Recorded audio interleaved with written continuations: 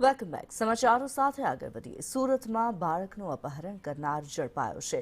ઉધનામાં 3 વર્ષના બાળકનું અપહરણ થયું હતું. પોલીસે દાનિશ ઉર્ફે પપ્પુ શેખને ઝડપી પાડ્યો. અપહરણની ઘટના સીસીટીવીમાં કેદ થઈ હતી. અપહરણની ઘટના અંગે સુરત એસીપીનું નિવેદન સામે આવ્યું છે. આરોપીએ બાળકને બાળકી સમજી અપહરણ કર્યું. બાળકના વાળ લાંબા હોવાથી બાળકી સમજ્યો હોવાનું સામે આવ્યું છે.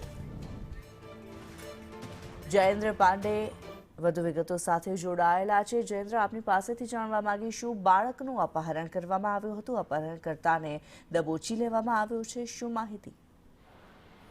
જી બિલકુલ, જે પ્રકારે વાત કરવામાં સુરતના ઉધના ભુજની હદ વિસ્તારમાં આવેલ આશાનગરમાંથી ગત મોડી સાંજે એક 3 વર્ષના બાળકનું અપહરણ થયું હતું. પરિવારે બાળકની શોધખોળ કરી હતી, પરંતુ મળી ન આવતા અંતે પરિવાર જે ઉધના પોલીસ સ્ટેશન પહોંચ્યો. પોલીસે તાત્કાલિક અલગ અલગ ટીમો બનાવી તે વિસ્તારમાં ફર્યા હતા. કુલ 200 થી વધારે સીસીટીવી ફૂટેજ ચેક કર્યા હતા.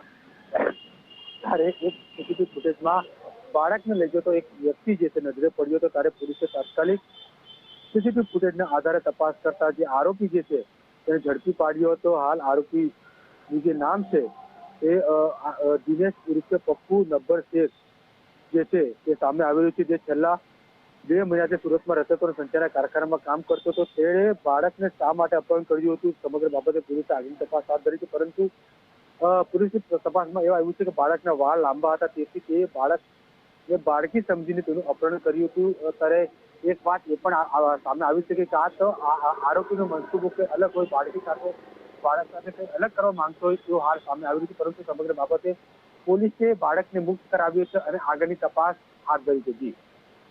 ધન્યવાદ જયેન્દ્ર આ માહિતી માટે.